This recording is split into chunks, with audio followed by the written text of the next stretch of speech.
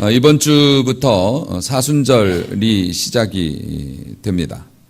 이 사순절은 예수님의 고난과 또 십자가의 의미를 또 부활 사건을 기념하기 위해서 부활절 40일 전부터 십자가와 주님의 고난을 묵상하고 또 기다리는 절기입니다.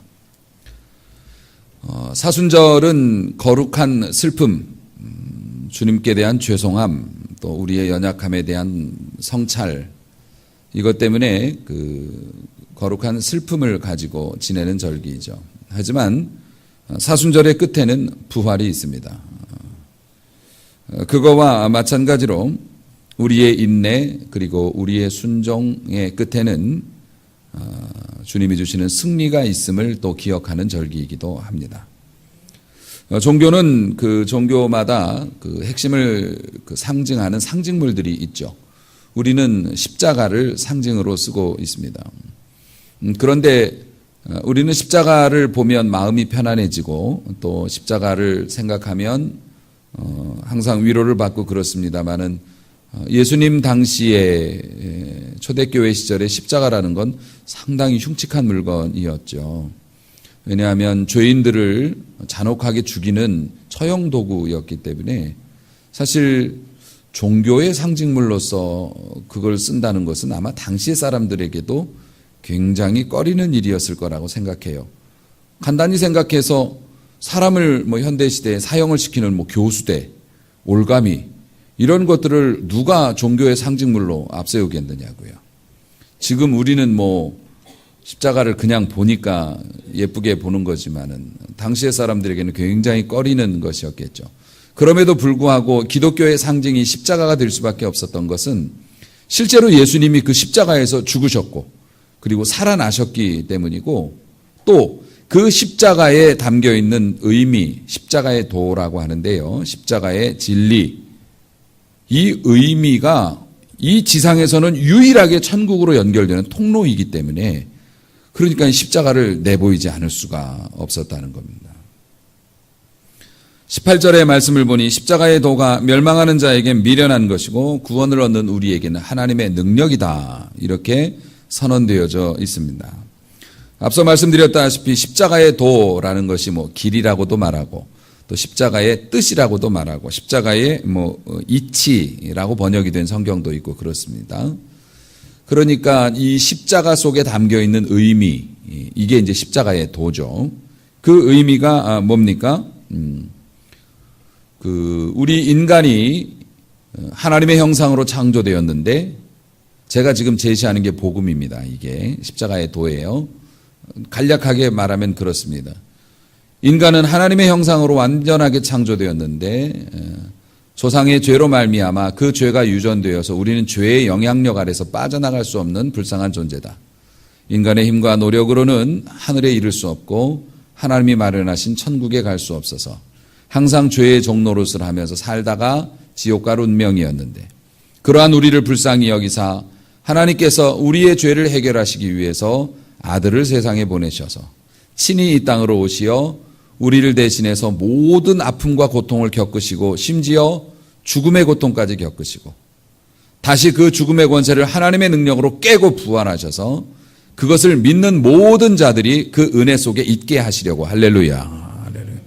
죄의 그늘 아래에 있던 사람들이 사망의 그늘 아래에 있던 사람들이 이제는 십자가 은혜의 그늘 안으로 옮겨짐을 받게 되었다는 것이죠. 그래서 예수를 믿고 예수님이 우리의 죄 때문에 십자가에서 이것을 고난을 당하셨고 이것을 다 해결하셨기 때문에 그것을 믿는 자가 구원을 받는다라고 하는 것을 우리가 인정하면 우리의 과거의 어떤 죄든 어떤 상황이든 우리 주님께서는 다 깨끗게 하시고 천국으로 데려가실 것이다. 이게 십자가의 도라는 겁니다. 이게 복음이고요. 그런데 이 십자가의 도가 멸망당하는 자들, 다시 말해서 구원 못 받는 사람들이 볼 때는 그게 다예요? 이렇게 얘기를 할 수밖에 없어요. 미련한 것이라고 말합니다. 뭐야, 옛날에 내가 지은 죄가 얼마나 크고 사람들이 얼마나 악독하고 악랄한데 그러면 그렇게 큰 죄를 지은 사람이 교회에 나가서 하나님 잘못했어요. 그러면은 그냥 천국 간다고? 나는 그런 거는 못 믿겠다. 그게 말이 되냐? 적어도 무언가를 해결하려면 대가를 치러야 하고 그러려면 뭔가 이런 것들이 좀 복잡하고 정교해야지. 그렇기 때문에 멸망당하는 자, 하나님을 믿지 않는 자 입장에서 볼 때는 뭐 애들 장난도 아니고 교회에서 전하는 복음이 너무 단순하거든요. 초등학생도 다 이해합니다. 십자가의 길은. 그런데 박사님도 이해를 못하는 경우도 있습니다. 그걸로 무슨 구원을, 너네들 편한 대로 하는 거지. 이렇게 생각을 해버리죠. 하지만 우리에게는, 구원을 얻는 우리에게는 하나님의 능력, 두나미스, 다이너마이트와 같다. 십자가가 마른 막대기 같지만은 그것이 우리의 삶에서 역사할 때는 산을 날려버릴 만한 가공할 위력을 갖죠. 할렐루야. 우리가 십자가를 생각하고 우리 주님 방식으로 예수 스타일로 우리가 사업하고 우리가 자녀를 기르고 우리가 하나님 앞에서 그런 모습으로 살아가면 세상이 우리를 감당하지 못한다 했습니다. 할렐루야. 너희가 명하여 저 산더러 들리어 바다에 던지우라 하여도 그대로 될 것이요. 할렐루야. 십자가의 능력이라는 것이 이렇게 놀라운 구원을 얻는 우리에게는 하나님의 능력이 나타나는 상징이 된다고 선언하고 있습니다. 그래서 십자가가 믿어지고 받아들여지고 나는 십자가의 은택을 입어서 나는 십자가 밑으로 들어가서 그 그늘에서 하나님을 섬기고 그렇게 살 거야 라고 고백하면 그리스도인이고, 아무리 성경의 지식이 많고 교회에서 활동한다 해도 아유 그걸로 되겠어, 내가 한 것에 대해서 내가 갚아야지, 내 힘으로 어떻게 해봐야지 라고 생각하면 아직도 그가 구원의 확신이 없다고 볼 수밖에 없는 겁니다. 사랑하는 성도 여러분, 인간의 지혜로 생각하면 십자가의 도가 미련한 거라고 말씀드렸죠. 인간의 지혜로 생각하면 안 믿는 사람들이 그럽니다. 아니 2000년 전에 죽은 사람을 우리가 이제 와서 믿고 2000년 전에 흘려졌던 그 피 때문에 오늘 상현동 사는 내가 구원을 받고 뭐 은혜를 입고 천국 간다는 게 말이 되느냐고 이렇게 이야기합니다. 사랑하는 성도 여러분, 인간의 지혜로 생각하면 황당하고 어처구니 없는 일이죠. 그런데 19절에 말씀합니다. 기록된 바 내가 지혜 있는 자들의 지혜를 멸하고 총명한 자들의 총명을 패하리라. 이 말씀은 똑똑한 사람을 바보 만든다는 게 아닙니다. 똑똑한 사람은 자기가 똑똑하고 지혜 있다라고 막 무언가를 하지만 나중에 알고 보면 하나님 앞에서는 정말 아무것도 아니었다는 것을 깨닫게 만들어 주시겠다는 겁니다.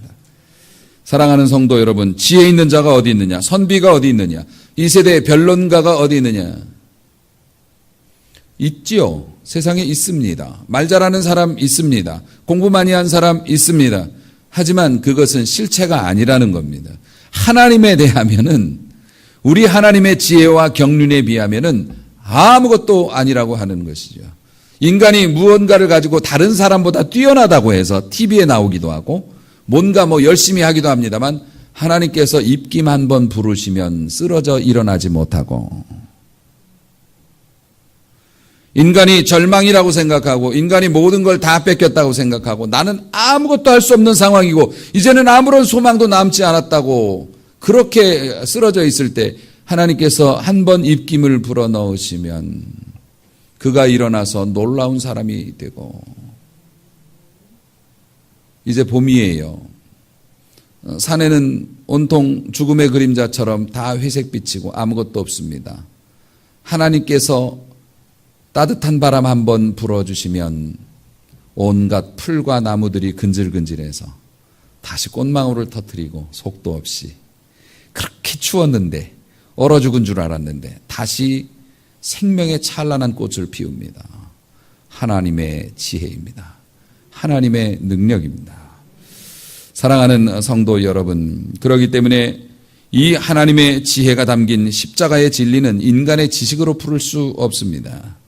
값없이 은혜로 주시는 믿음으로만 풀어지게 되고 믿어지게 되는데, 진짜 놀라운 기적과 축복은 여러분이 그것을 믿고 있다는 것입니다. 할렐루야. 이것은 너희에게서 난 것이 아니요 하나님이 주시는 선물이라. 하나님이 우리의 마음을 녹여주시고 열어주셔서 십자가의 도가 미련한 것으로 보이지 아니하고 여기에 살 길이 있네. 이걸 붙잡으면 되겠네라고 우리가 마음에 이렇게 받아들여지게 된 것도 하나님의 은혜고 우리가 그 은총을 누리고 있다는 거죠. 그래서 21절 하나님이 지혜에 있어서는 이 세상이 자기 지혜로 하나님을 알지 못하는 거로 세상 사람들이 하나님을 알고 하늘에 도달하기 위해서 그렇게 애를 쓰고 노력을 하지만 그렇게 난리를 치지만 결국 하나님 앞에 도달하는 자가 하나도 없음을 아시고 믿는 자 전도에 미련한 것으로 가장 쉬운 것으로 하나님이 인간을 구원하기로 작정을 하시고 즐겨서 쓰신다는 겁니다. 전도에 미련한 것으로 사람을 구하시기를 기뻐하신다는 거죠. 그래서 여러분 기독교의 진리는 무식해도 됩니다. 알 수 있습니다. 그를 몰라도 구원받는 데 지장이 없습니다. 정말 놀라운 지혜 아닙니까? 세상에 우리의 힘으로 만든 것이 아니라 하나님이 만든 그 천국, 하나님의 그 놀라운 나라를 우리가 그 나라를 갈 수 있게 되는데 초등학생도 그를 몰라도 그냥 사고 방식만 돌아가는 사람이면 판단만 할 수 있는 사람이면 이게 가능하다는 겁니다. 이게 얼마나 놀랍습니까? 그런데 자기 힘으로 풀어보려고 하는 사람은 아무리 공부를 많이 하고 어떤 자격을 갖춰도 하늘의 비밀을 풀 수가 없어요. 할렐루야. 하나님의 지혜. 그 십자가. 전도에 미련한 것으로 인간의 공부와 노력과 수행으로는 절대 하나님을 만날 수 없음을 하나님이 아시고 가장 쉽고 간결하고 보편적인 방식으로 우리를 가르치시고 구원하시려고 하나님이 하셨다는 겁니다. 왜 사람들이 자기의 지혜로 하나님을 알지 못할까? 그건 당연히 죄의 영향력입니다. 그래서 고린도서에 의하면 이 세상 신 곧 마귀가 믿지 않는 사람들의 마음을 혼미하게 만들어서 눈이 안 보입니다. 노안으로 고생도 많이 하시고 또 막 잘 안 보여서 안경 쓰시고 막 그럽니다. 여러분 눈이 안 보인다는 게 이 눈이 망가져서라고 하는데 사실 눈은 정상적인데요. 초점이 잘 안 맞아서 그렇습니다. 이게. 그러니까 눈은 원래 구조적으로는 문제가 없는 겁니다. 그런데 이걸 조절하는 기능이 문제가 돼가지고 이게 선명하게 안 보입니다. 초점이 여러 개로 맞으니까. 그러니까 이게 참 답답한 거죠. 우리 하나님의 형상대로 창조받은 인간들이 하나님의 뜻에 적중하지 못하고 하나님의 뜻을 밝히 알지 못하는 게 뭡니까? 마귀가 우리의 초점을 흐려놔가지고 킹가 민가 이게 무슨 글씨인가 나비인가 비행기인가 시력 검사할 때 저게 뭘까 요렇게 만들어 놓은 거예요. 사랑하는 성도 여러분, 그래서 사람들이 어떻게 살아갑니까? 깨닫는 자도 없고 하나님을 찾는 자도 없고 스스로 지혜 있다 하나 우둔하게 되어서 썩어지지 않는 하나님의 영광을 우리 속에 있는 하나님이 우리에게 주신 소중한 것들을 썩어질 사람과 짐승의 버러지의 형상으로 우상으로 맞바꿔 버렸다. 그래서 십자가의 도가 필요했다는 것이죠. 사랑하는 성도 여러분, 22절과 24절 보니 유대인은 표적을 구하고 헬라인은 지혜를 찾는다 했습니다. 이것이 우리의 실상입니다. 유대인은 메시아를 엄청나게 기다렸습니다. 그런데 실제로 메시아가 도착을 해서 나 메시아요 라고 예수님이 말씀하셨을 때 꺼져라 그랬습니다. 안 꺼지면 널 죽이겠다. 그리고 실제로 죽였습니다. 유대인은 왜 그랬을까요? 표적을 구했기 때문입니다. 유대인들은 자기들의 상상으로 예수님이 왕으로 오실 줄 알았습니다. 어떤 왕가의 가문에서 태어나서 세상을 정복하고 주변 나라들을 다 평정해서 꼼짝 못하게 하고 황금색 갑옷을 입고 등장할 줄 알았는데 어디서 나보다도 못생긴 사람이 나보다도 어리고 젊은 사람이 메시아랍니다. 그런데 하는 행동을 보니까 일반 보통 사람과 같지 않아요. 그의 말씀도 힘이 있고 그 말씀을 들을 때 마음이 뜨겁기도 하고 또 신기한 능력이 있어서 귀신을 내어 쫓고 병든 자를 고치고 양식의 문제를 해결해 주는 걸 보면서 그런가 메시아인가라고 기대를 가졌습니다. 유대인들이요. 분명히 메시아라고 그러면 뭔가 힘이 있어야 되는데 내가 볼 때는 있는 것 같기도 하고 없는 것 같기도 하고 그래서 기대를 걸었습니다. 그랬더니 웬걸 십자가에서 죽도록 두드려 맞고 십자가에서 그냥 죽어버렸습니다. 살아났다고 얘기는 하는데 내가 본 건 아니라 그건 메시아 아니다. 유대인들은 표적을 구했습니다. 그래서 지금도 이스라엘 사람들은 예수님을 메시아라고 인정 안 합니다. 구약만 믿어요. 신약은 안 믿어요. 로마 사람들은, 헬라인들은 지혜를 구했습니다. 당시에 히랍 철학과 그 문화가 엄청나게 발달해서 이 사람들은 새로운 이야기들, 그리고 정교하고 복잡한 철학적인 체계를 가진 이야기들을 하는 것을 되게 즐거워했습니다. 그런데 어떤 사람들이 와서, 특히 사도 바울 같은 사람들이 와서 복음을 전합니다. 이 사람들은 복음을 뭘로 믿었냐면, 우리가 이제 뭐 사도행전이나 이런 걸 보면 새로운 철학으로 받아들였습니다. 신기한 얘기, 그 전에 못 들어본 얘기야. 한번 들어볼게. 사도 바울이 여기에 빠져가지고 공부를 많이 하신 분이라 복음을 막 전하면서 그리스의 아테네에 가서 철학자들과 웅변가들과 변론가들 사이에 딱 들어가니까 드디어 물을 만났습니다. 이제야 비로소 내 학문적인 수준에 맞는 사람들을 만났구나. 그래서 기독교를 변증합니다. 기독교 신앙에 대해서 그들이 쓰는 말들을 써가면서 유창하게 막 철학적인 변론을 해서 그들을 압도합니다. 사람들이 그가 전하는 그러한 말을 듣고 신기했습니다. 재밌다. 내일 또 와서 들을게. 그리고 가서 어떻게 됐는지는 모릅니다. 사도 바울이 소아시아 지방을 다니면서 복음을 전하고 교회를 다 세웠는데 유일하게 그리스의 아테네에만 교회를 못 세웠습니다.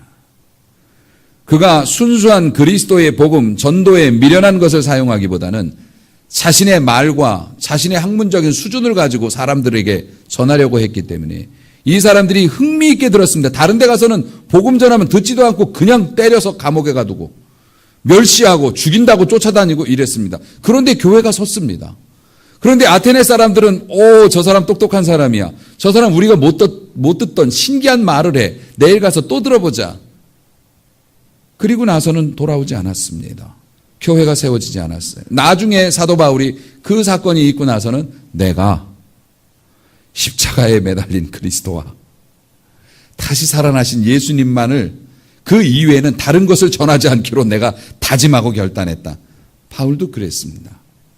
사랑하는 성도 여러분, 왜냐하면 헬라 사람들은 지혜를 구하기 때문에 유대인들은 표적을 구하느라고 못 믿고 헬라 사람들은 복음이 너무 무식해 보인다고, 너무 단순하다고, 우리 수준에 안 맞는다고, 그게 말이 되냐고, 그래서 안 믿고. 그런데 사랑하는 성도 여러분, 그럼에도 불구하고 이 복음은 세상을 정복하고 하나님의 백성들을 하나님께로 오늘도 이끌어 드리고 있습니다. 여러분, 사도 바울은 십자가에 못 박힌 그리스도만을 전하게 되었는데요. 철학적인 언사를 사용하지 않고 소박하게 단순하게 못 박히신 예수 그리스도만을 전합니다. 교회에서 여러분들에게 전도하라고 이야기합니다. 그러면 여러분들은 큰 부담을 갖습니다. 길거리에 나가서 종이를 나눠줘야 하나, 아니면 집집마다 문을 두드려야 하나, 창피할 텐데, 또 혹은 교회에 데려와 가지고서 등록을 시켜야 하나, 나는 시킬 사람이 없고 복음 전할 사람이 없는데. 사랑하는 성도 여러분, 다시 한번 여러분에게 정확히 말씀드립니다. 전도라고 하는 건 십자가에 못 박히신 예수님을 말하는 것입니다. 전하는 것입니다. 알려주는 겁니다. 전도할 사람이 없다고요? 차 마실 사람은 있잖아요. 여러분이 밥 먹는 거는 내일로 미루지 않잖아요. 전도는 이만큼 급한 겁니다. 그 사람에게 급한 거예요. 그 사람은 내가 전하는 복음을 듣기 위해서 살아왔는지도 몰라요. 그리고 지금 복음을 전하지 않으면 그 사람이 어떻게 될지 아무도 몰라요. 사랑하는 성도 여러분, 제가 어렸을 적에 청년 때에 진짜 친한 친구에게 전도를 했던 기억이 지금도 있습니다. 걔는 교회를 안 다니고 그런 아이기 때문에 두 번째 마디부터는 욕 나옵니다. 뭐라고 말하면. 친구들끼리는 그러잖아요, 남자애들. 그 정도로 격이 없고 허물이 없는 그런 친구였습니다. 그런데 저는 그때 어리지만 하나님의 은혜를 받고 마음이 뜨거웠고 CCC 교육을 받고 제가 누구에게인가 복음을 전해야 하는데 생각해보면 저는 남산에 가서 뭐 모르는 사람에게도 전도하고 길거리에서 전도도 많이 했지만은 가만히 생각해 보면 이치적으로 나에게 가장 소중한 사람, 나하고 친한 사람에게 복음을 못 전하고 모르는 사람들한테 이걸 나눠준다는 게 왠지 비겁한 거죠. 친한 친구에게 전도를 하기로 마음먹었습니다. 그리고 친구를 만나서 야, 내가 너한테 할 얘기가 있어. 그랬더니 그 친구가 웃으면서 이야기합니다. 무슨 얘기 하려고 이 미비야 이렇게. 그래서 나는 너한테 이 얘기를 꼭 해야 되고 그러기 때문에 네가 욕하지 말고 5분만 나한테 좀 내가 하는 이야기를 들어줬으면 좋겠다. 그랬더니 좀 심각해지더라고요. 그리고 저는 그리스도와 십자가를 전했습니다. 그 이야기를 듣고 친구가 거꾸로 져서 주님을 영접했냐고요? 아니요, 욕했습니다, 또. 그 친구와는 이제 뭐 이런저런 인연으로 연락이 끊어져서 지금 이제 서로 뭐 어떻게 지내는지 모릅니다. 그 친구가 교회를 다니는지, 그 친구가 뭐 교회를 안 다니는지, 하나님을 안 믿는지 저는 확인할 길은 없습니다. 하지만 저는 길게도 하지 않았습니다. 아까 여러분들에게 말씀드린 그 내용만, 그거 줄이면 1분 안에도 전할 수 있습니다. 제가 진지하게 복음을 전했다고 남는 기억이 바로 그것이었네요. 생각해보니. 수없이 길거리에 나가서 뭐 이렇게 하기도 하고 했지만 내 제일 친한 친구에게 정색하고 5분만 시간을 줘. 그리고 그냥 질문하지 말고 내가 하는 이야기를 끝까지 들어줬으면 좋겠다. 여러분, 어머니에게, 아버지에게 평생 그 품 안에 살아왔기 때문에 쑥스럽게 이런 이야기를 아닙니다. 그분들도 그 이야기 들어야 합니다. 우리가 전해야 합니다. 거리에서 만났거나 사업상 만났거나 틈이 나는 대로 기회를 봐서 잘 대해주다가 내가 잠깐만 말씀을 전하고 싶어요. 도를 아십니까? 라고 하지 말고, 그건 너무 다른 사람들이 많이 써먹어서 편견을 가질 수가 있어서, 제가 마음속에 걸림이 있어서 당신을 너무 사랑하기 때문에 꼭 그 사람들도 그러네요. 인상이 너무 좋으셔서 이렇게 얘기를 하긴 하는데, 여러분이 공교한 말로 유혹할 수 없습니다. 사람들이 얼마나 똑똑한데요. 우리 교회에 6분의 장로님들 계십니다.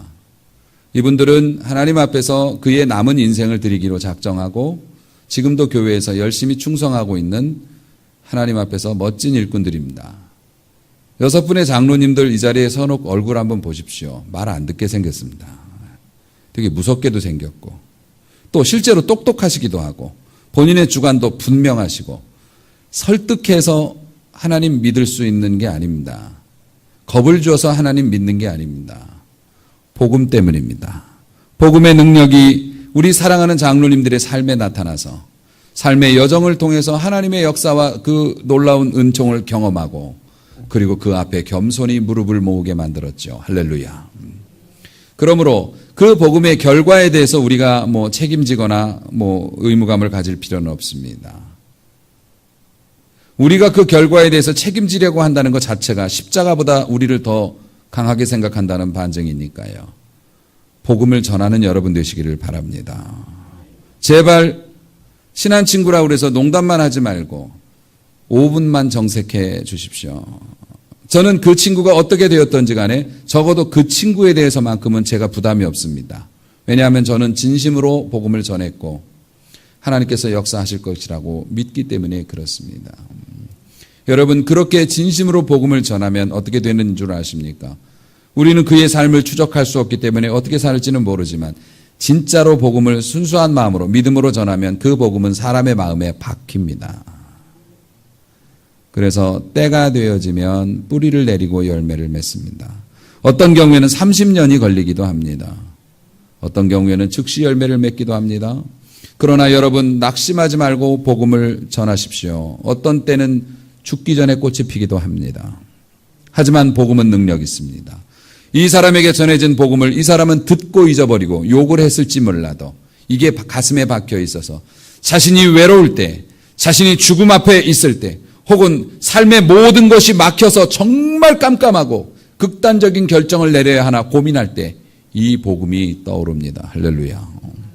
복음은 하나님의 지혜로 된 것이기 때문에 인간의 말로 선포되어지지만 하나님의 능력이기 때문에 그 복음이 들려진 사람, 그 복음에 접촉이 된 사람은 그 복음을 가슴에 달고 다니는 거라는 거.